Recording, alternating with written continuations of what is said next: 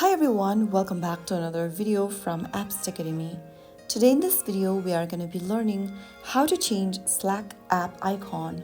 Changing your Slack app icon is a great way to personalize your workspace and make it more recognizable. First, launch the Slack application on your mobile device.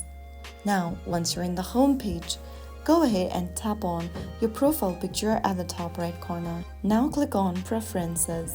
Under Appearance, tap on App Icon. Now, choose a different app icon you want to change to.